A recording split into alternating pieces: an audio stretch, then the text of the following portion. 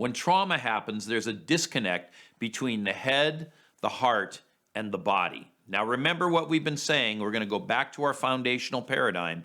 The head is the place where the mind is, generally.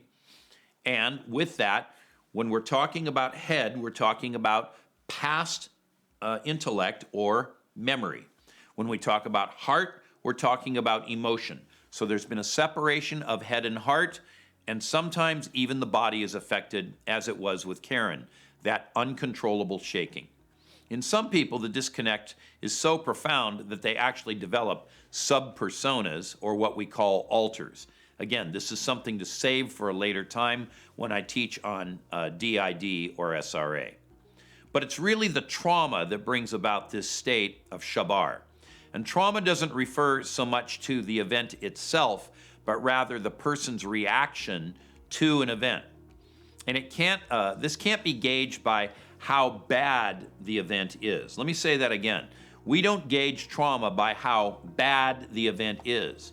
We gauge trauma by the response that a person has to the event and what the event was that triggered it in a person. So you could have two people who experience the identical stimulus. This one may end up in a state of shabar or trauma, and this one may not. The difference, of course, is resilience and that concept we were just talking about, peace.